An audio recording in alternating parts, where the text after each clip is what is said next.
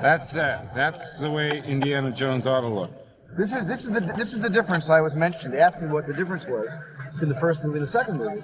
The difference is I play Indiana Jones. When George and I were in Hawaii and I agreed to direct Raiders, George said that if I did wind up directing the first one, that I would need to direct 3 of them. He said he had 3 stories in mind. It turned out George did not have 3 stories in mind. We had to make up all the other subsequent stories. So it was like 2 weeks after Raiders opened that we knew we were going to have to sit down in the room and figure out what Raiders 2 was going to be. We started out ultimately with saying, well, we had all these sequences from Raiders that we couldn't fit in there. Raiders of the Lost Ark was too super packed with gags and stunts and set pieces. It's just no movie could hold that much. So certain things carried over, and I always remembered the river rafting scene, which we had written for Raiders, which I saved and kind of bookmarked for another Raiders movie. That went into Temple of Doom.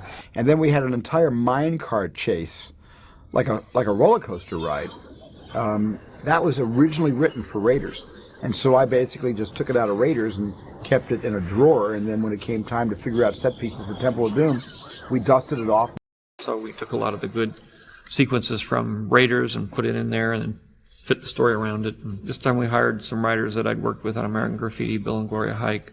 George knew about our interest in India. We had traveled in India and we were collecting Indian art and so forth, and said that he and Steven had decided to set the next in India, and I think that's why he came to us, because he knew we were interested in the country and had some knowledge of it. And George had one main idea. He said, look, it's going to be a very, very dark film. The way Empire Strikes Back was the dark second act of this first trilogy, he wanted the second indie film to be much darker. So George came up with this idea that it was going to be about the Kali cult and have a lot to do with black magic. And I had never done anything like that before, so I kind of kept nodding my head. Well, if you guys think that's a good idea, sure, I'll go along with it. The story ended up, for whatever reason, turned a lot darker. I think we decided to go darker. Part of it, I guess, I was going through a divorce at the time, and I wasn't in a good mood. And part of it was just, we wanted to do something a little bit more edgy. Harrison really got into even better shape because he had to have his shirt off for much of the time. So Harrison did a lot of weight training and aerobic training, and he just got himself into peak condition. That's it. Never mind. I looked at a lot of possible indie girls. I really wanted to bring Marion back, but George and I discussed it and thought there should be a different Indiana Jones lady in each of the different films. So we started looking for a nightclub singer named Willie Scott. Willie was named after my dog, by the way, because since Indy was named after George's dog, Indiana, and I had a dog named Willie, and then Short Round was the name of Bill and Gloria's dog. So Key was called Short Round. So in that sense, all 3 characters are named after our house pets. I got a phone call from my agent saying the sequel to Raiders of the Lost Ark is being cast, and they would love to meet you. And that's not my kind of movie. I was looking at foreign films, and I was looking at little art films and, being a very serious actor studying in Manhattan. But while I said I didn't want to do this movie, of course, I did very much want to do this movie, because if I did a movie like this, it would certainly elevate my opportunities to do more movies, and that's really what I wanted to do, was just as many movies as I could. So I prepared, and I brought in a lot of props. I like to keep busy because that's one way for me to stay calm and not get too nervous. Now, just when my career is starting to pay off, you come along. You stick a knife in my dress, Paris original. I'm in the first ever gunfight with real goddamn bullets, and then you crash an airplane. You crash an airplane. You call yourself a doctor. And I thought she was absolutely Willie. She wasn't spoiled, and she wasn't that character in real life, but I mean, she had the energy to play that girl. I remember taking the tape over to Harrison's house that night and saying, look, I've got about 15, 20 girls on tape. I only want to show you one. And I put Kate in. No second choices for Harrison. He said, she's the one. And that's how Kate got cast. George's idea was to start the movie with a musical.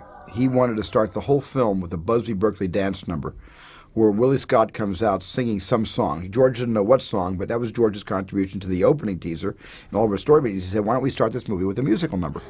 He said, hey, Steven, you're already saying you always want to shoot musicals. You're a frustrated musical director. I said, yeah, that'll be fun. So we hired Danny Daniels, the choreographer, and put together this crazy number based on Anything Goes. They're supposed to reveal the same time. this side was late revealing, that side was early. Okay, girls. And Kate had to, learn the entire song in Mandarin, number one, and then learn all the choreography. And luckily, what I didn't know about Kate was she could also sing and dance. She has a great voice, and she's a wonderful dancer. So, Mr. Spielberg, how does it feel directing a musical? Well, it feels just swell. Just swell. It was an actress's dream come true. Singing, dancing, costumes. But we got the dress on, that little red number, and it fit like a glove. And so I couldn't dance. I didn't get to do the dance number. So all the tapping that I had done, it was heartbreaking. So I did a little this. I don't know what I'm speechless. You know what I mean? I feel like this is. You want to go to the prom? Yes. You want to go to prom with me? Kate Capshaw had to wear this glamorous sequin dress, which I had made by Barbara Matera in New York, and it was completely made of original 1920s and 1930s beads and sequins, which Barbara had been collecting for years and years and years. But this meant that there was only enough stuff to make one dress. But this didn't seem to be a problem because the dress was only used in the script, was only used in this one sequence. And then, of course, the whole schedule was rearranged. And this sequence was going to be shot, instead of shooting it first before we went to Sri Lanka, it was the last thing we shot when we came back from Sri Lanka. But the crunch point came when we were night shooting. And it was a scene with Harrison and Kate, and they were sitting by a little campfire. And the dress was hung over the branch of a tree behind them. And they were shooting the scene, and I looked over, and an elephant was calmly eating the whole back out of the dress, and the whole back was eaten out of the dress. So when we came back to England to shoot the scene where Kate had to look smashing in this very, very expensive dress, Barbara Matera, who'd made the dress, had to be brought first-class British Airways over from New York and installed in a suite at the Ritz Hotel with the few pots of beads and sequins that remain to repair the dress. And of course it was me that had to sign the insurance claim, and it said reason for damage. And what could I put? All I could put was dress eaten by elephant. I didn't know how to scream. That was the first thing. I did not know how to scream. By the way, I didn't read all that either. And then she screams, hello, can she do anything else besides scream? A running joke on the film that, of course, later really got us. But I couldn't scream. And so Steven taught me how to scream. This would be a great scream. Ready? Here it goes. On three. Eyes You open. count to three. Okay. 1, 2, 3. Now, they'll loop me later. They'll dub it a great scream. It'll be a great scream. Put your Fay Ray from King Kong. That's the best scream I've ever heard. I mean, screaming is not as easy as it looks. I was 12 years old when I auditioned for this part. And basically, they had an open call at my elementary school. And all the kids that fitted the description would call into the room to meet this casting director. Ke was truly remarkable and quite unique. And when we did the open call, he actually didn't show up to do the interview. He brought his brother. And the entire time that he was trying to tell his brother what to do, we kept looking at him and finally said, who is this kid? And asked him to sit down and do the audition. You cheat. Are you saying that I cheated? Yes. Can you prove I cheated? Yes, I saw it. You saw what? I saw you just put a hand in it. He was a real natural actor. He believed what he did. He invested emotionally in what he did. And I really enjoyed working with him. It was great fun. It's something you have to learn to do very easy. It looks like you're working real hard, right? But then when you start, you can do it just like that. After the audition and they told me I got the part, then we got on a plane and went to Sri Lanka, which sort of replaces in India in the movie. And that's where the adventure begins. Of course it was set in India.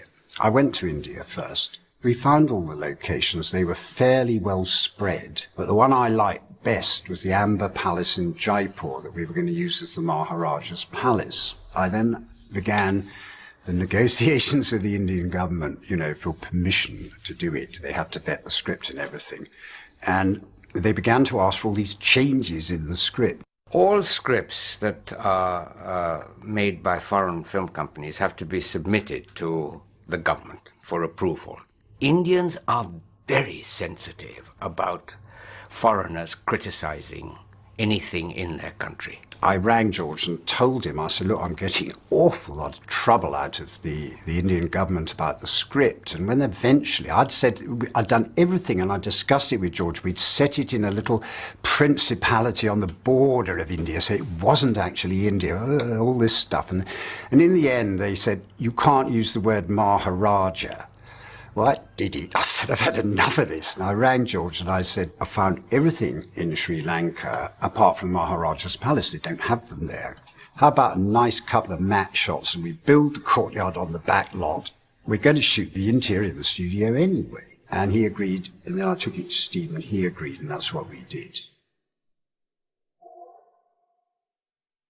We built a village in Sri Lanka, just outside of a small town called Kandy, right in the area where David Lean shot many scenes from The Bridge on the River Kwai. I'm such a film fanatic for certain kinds of movies that I just wanted to go near where he shot his great epic. All right, here we go. All right, quiet. Here we go. There was an actor who I believe was Sinhalese and spoke Sinhalese, but didn't speak English at all, hardly at all. And his whole part had to be in English. And so what I had to do was, I've never done this before, I had to speak the English and he copied my English.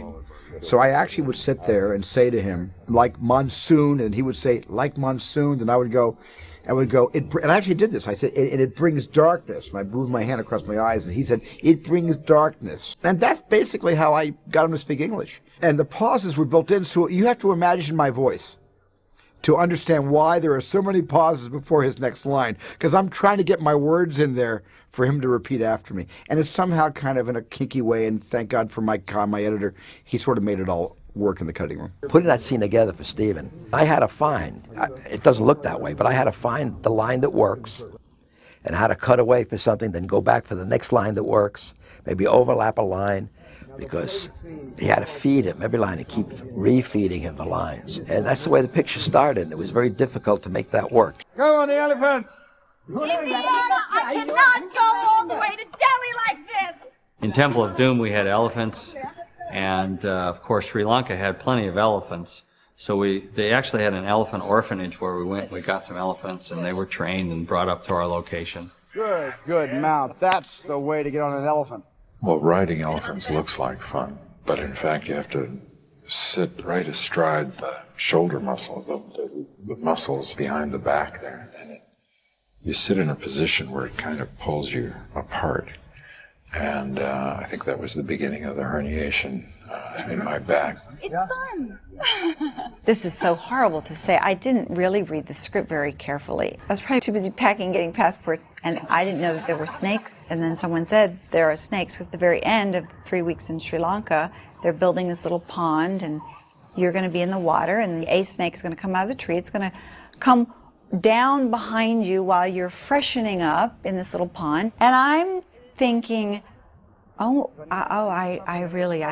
don't think I can do that. I think I may have articulated this to Frank Marshall, and it was his idea to go to the set where the snakes were going to be on the sand, and we were going to go and we were going to have a little visit with the snakes. And I went over and looked at it, and looking at it, I get tears in my eyes, and I'm having a hard time breathing, and I'm looking. I could almost work myself up right now. And I went over and I put my hand on this snake, and I lost it. She was shaking, and she was all white, and you could see right through her makeup she had lost all of her color. No. And I said, I'm not going to put you through this. Let's cut it out. And I cut the whole scene out of the movie. I think she probably years and years later married me for that. I was so relieved. And he said, but you have got to do the bugs. Like, you know, a kid, right? Okay, you can't do this, but you have got to do. And I didn't know about the bugs, and I went, the what? And then as a kind of reward for me, we had this fake snake that she was going to have over her neck, and she said, I want to use the real snake. And this is like 3-4 weeks later, we're shooting at Elstree on a soundstage. And she actually let that one snake come down around her neck, go around here, and she said, I said, Cut it out! And she got her hand around it. It was a living snake, and she threw it. And I think that was her way of saying thank you for my cutting the other whole snake scene out of the picture. Those bats are their fruit bats, they're called. They're really big, and they migrate at sunset. They move, so that every day they'll fly over. This was just like the birds. It's like when they were all sitting around on the jungle gym. So those bats are real. They actually were there. And we basically put them in, and that line where Harrison says something like, "Those aren't birds, honey, they're giant vampire bats." They're not vampire bats, they're fruit bats. Vampire bats are really small. I had given up acting and left England, gone back to India, and then Attenborough pulled me out to do the Gandhi film. I did it, and in 1982, Gandhi had come out. People liked what I did in that. I did My Beautiful Laundrette in 84, and I think I had done that tiny role in Passage to India, which people remember. A very sort of cool, laid-back lawyer, you know, like that, who's bored by everything in Passage to India. I think that was it. And then Spielberg and Temple of Doom. Still the expression of tremendous pressure and pain roll out towards us. So once again. If you think of those movies from the 30s and Republic serials from the 30s, you know, they take themselves a little bit more serious.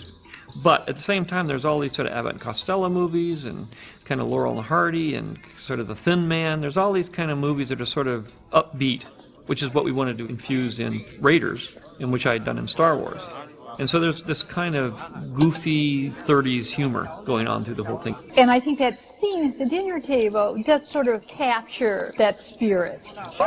I mean, we did have a lot of fun discussing it because it was, oh, let's sit around just thinking the most horrible things you could think of, but it's done very tongue-in-cheek.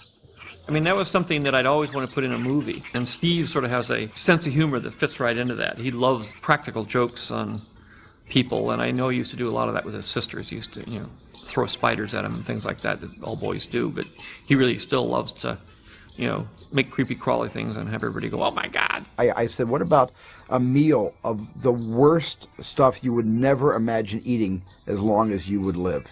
You know, like eating eels and eating bugs and eating brains from monkeys. I think in a way, by doing a kind of dark version of the Indiana Jones series, it gave permission to poke some fun at ourselves and have a scene that was really, you know, toward gross out comedy. So we had rubber bugs with, you know, don't worry, when you watch the movie, inside the bugs is custard. And inside the monkey brains was custard with raspberry sauce. And also inside the soup was just rubber eyes that had these little stickums, and each eye stuck, and Kate was told that she had to really stir the pot to get the eyes to come unglued from the bottom of the pot to float to the surface, which was hard to do. Most of the takes, only one eye came up. In sitting around with Gloria and Bill and George knocking out the story, we were trying to think, okay, what's worse than snakes?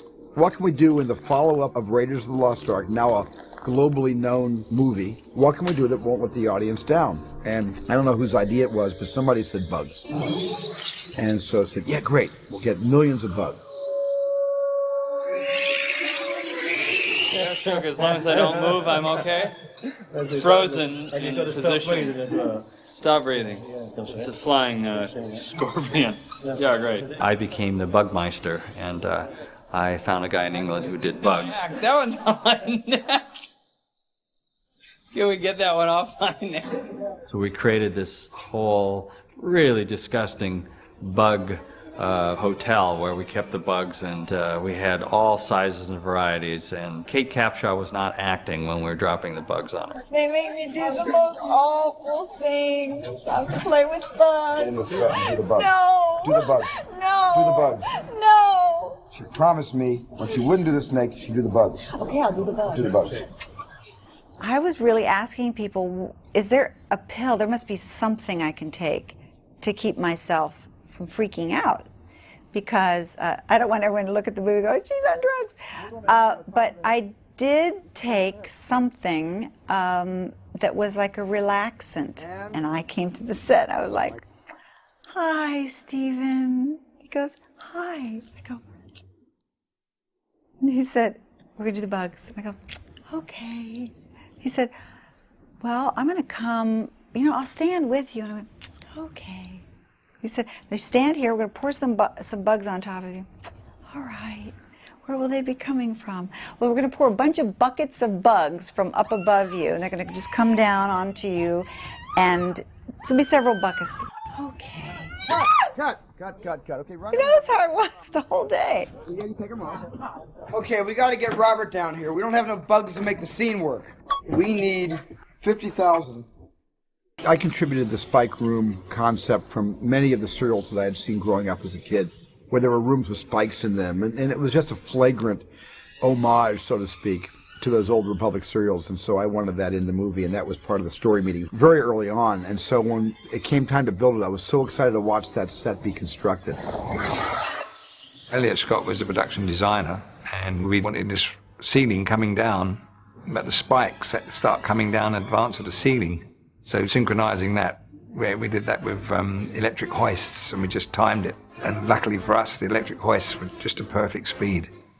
And it was a diabolical scene because it was also a race against time. And I remember that being one of the most enjoyable set pieces of that entire production of Temple of Doom for me to shoot and for Mike Kahn to cut. We had the best time, especially since the little coda that I added at the end, where after they finally come out and she leans over and her butt hits another device and the whole thing starts over again.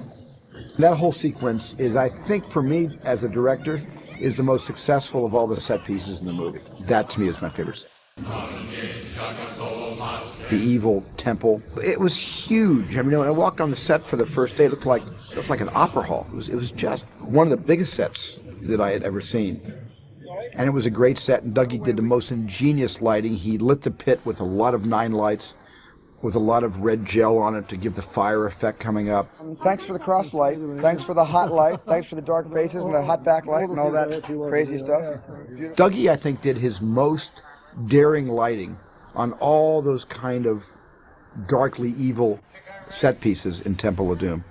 I was lucky enough on the Indiana Jones trilogy to have two great art directors, Norman Reynolds on Raiders of the Lost Ark, and Elliot Scott on Indiana Jones and the Temple of Doom, and also on The Last Crusade. The interesting thing about the sets, all 3 films seem to require fairly large interiors. We often had to use the largest stage in the studio. Quite a problem to light it away because they did need actually an enormous amount of light.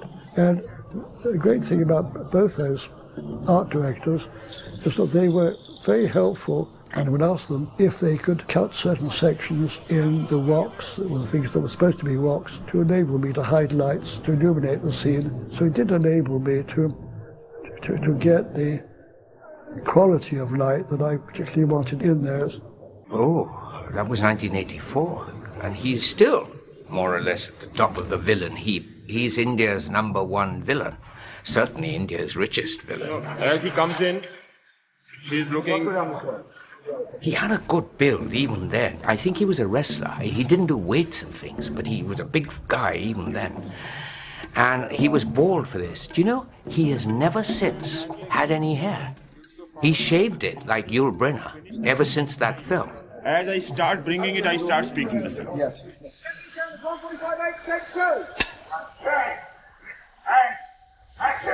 Harrison had a back injury on Temple of Doom.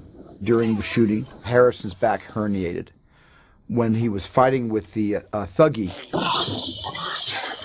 inside his suite in the Pankot Palace, he did that scene where guys got him around the neck, and Indy flips his body back to knock the guy off, and that's where Harrison's back went. Man, he let out a call for help at that point. That was such a knife wound, almost like a stab right through his spinal cord. Nothing that I tried, therapy or drugs or icing or anything else seemed to help. And I woke up one morning standing by the side of the bed and was unable to move either forward or get back in the bed. It took me 45 minutes to get back in bed. I was back here in the States actually when that happened, because I would go back and forth, and I got this call, and Steven said, Harrison is really in bad shape here, and I don't know what to do about it. They said he's working, but he's really in pain, and I don't know how much longer this is going to last. So I said, okay, and I jumped on a plane, and I got there the next morning, And Harrison was in really terrible pain. He would be on the set on a bed, and then they would sort of lift him up and get him, and he'd sort of walk through his things, and they'd get him back on the bed. And I said, we can't do this. I said, if we have to shut the picture down, we'll shut the picture down. So I just said, let's get an airplane, let's fly Harrison to Los Angeles, let's have this operation happen as soon as possible. And we did. Quiet, please. Harrison Ford has a message for everybody here. I've got some good news and I've got some bad news. The good news is Harrison Ford is fine. He feels great. His enzyme papaya treatment worked fantastically well, and he's doing exercises and getting back into shape. And the bad news is he needs until August 8th to get back into shape. Harrison had this very controversial papaya enzyme surgery performed on his back, thank God successfully and permanently. And I was left in London for 3 weeks with a double, stuntman Vic Armstrong.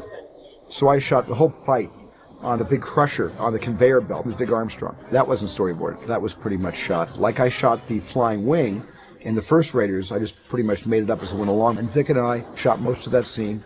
And then when Harrison came back 6 weeks later, I just plugged in Harrison's close-ups. It was a pretty remarkable recovery, and pretty much based on the fact that I was in pretty good shape for the film to start with. And it helped a lot in my recovery. Ever since I was a little kid, I loved Jackie Chan movies. I always watch them, and I'll practice kicking my brother, my poor little brother. So it was fun doing those. Concentrate on spinning. Yeah? They did have a martial arts instructor on the set with me, which coached me for a few hours. That's it. Good one. Other than that, I just went out there and did it. And it was pretty much, from watching all those Jackie Chan movies. As we get into the mine car to make our escape, Ke had a stick, and they were made of balsa wood, which is nothing, feels like air, like styrofoam.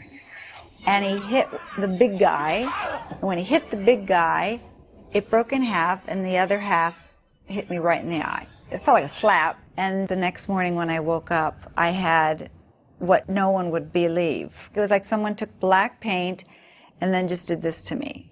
So when I turned up to the set the next morning, I came in just to block the scene, and the entire set had their black smudge. So we all had a black eye. All I do is come up like this, grab like this, and then take a rubber rock, and boom! That's great, because here's what Pat will be doing. Pat will just be walking up the track, stalking you like this.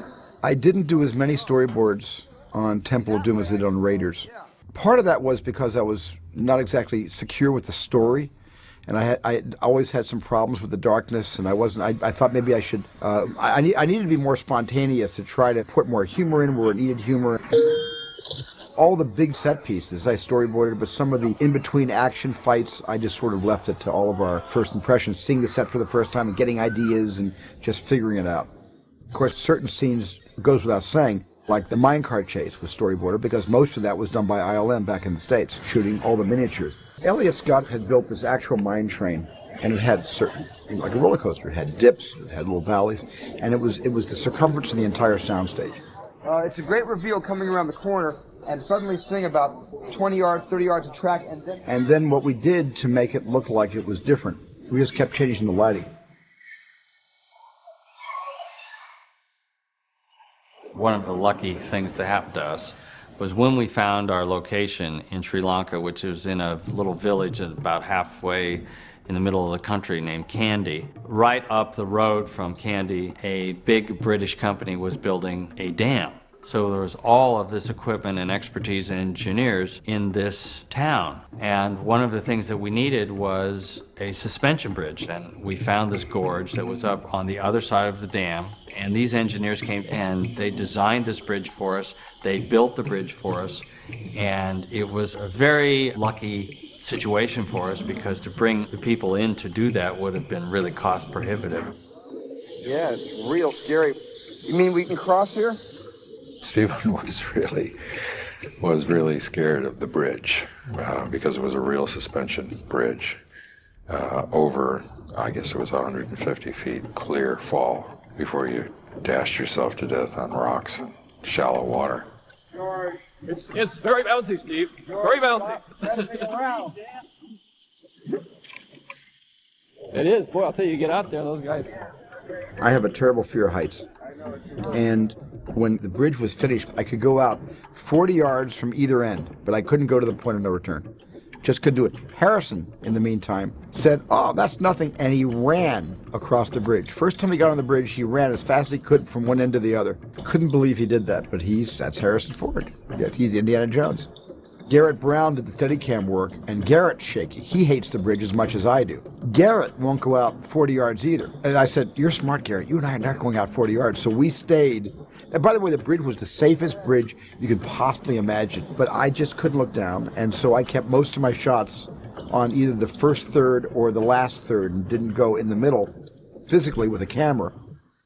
Okay, that's the shot, Gareth. The moment on all of the films that I think was the most crystallizing for all of us was the moment we cut the bridge on Indiana Jones and the Temple of Doom. The bridge was strung on steel hawsers across this canyon. And for the bridge to cut, George Gibbs, who was the special effects guy on that, had the whole thing rigged with some form of electrically detonated charges that had to cut 4 steel hawsers that were through that bridge. The thing was that we'd never tested them or had time to do any tests. So we just had to do it. And the bridge was rigged with all the dummies. For the first time ever, we had created dummies that, as they fell, they kicked. You know, nowadays with CGI, they cheat. We actually did it for real, and the dummies, if you look in the film, do kick as they fall, and they go like this. There was always this discussion who was going to make the dummies, and we were told there was somebody in America who specializes in dummies, and then I never heard anything, and we were ready to go to Sri Lanka in about 6 weeks' time. So I finally said to Frank Marshall, I said, "Frank, what's happening about the dummies, you know?" He said, you make them. Why don't you make them? You know, just like that, you know. So there we had to work out a way to mass produce 14 mechanical dummies, you see. Okay, anytime, George. So we just went and bought mannequins, and we used them to make molds, and then we just put crew mechanics in, and they just worked off ordinary flat batteries. George, that was great. Just great. And then we had a switch with a wedge in the switch, made of rubber. It was actually a doorstop. And we tied a string from that to the bridge, and then we set all the dummies up so that when they fell away, they pulled the wedges away from the switches, and then the dummies just started flinging their arms and legs in the air.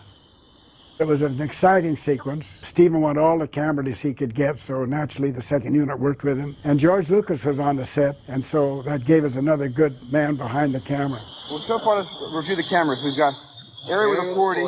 We've got the Panastar going about 48 frames a second up there with maybe a 50. Right.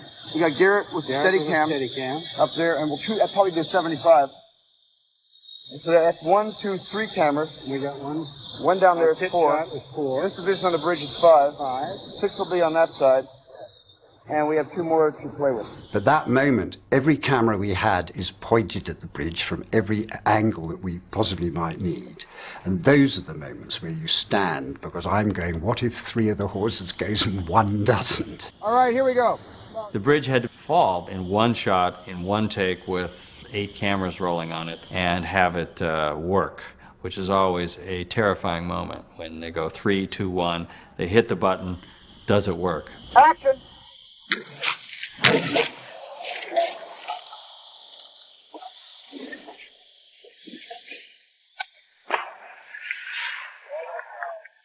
And it went, and it was perfect. Now, those moments are like incredible, because it's one go. If we'd blown it, I think it'd have had to be in some ILM fix, because we could never have re-rigged it. It wasn't possible.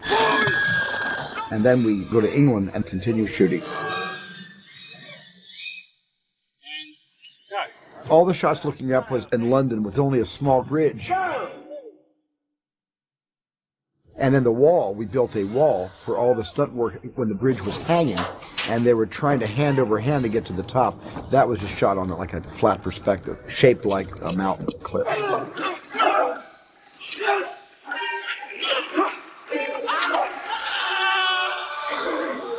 The third component was all the alligators. Frank Marshall took a second unit crew to Florida and shot the alligators.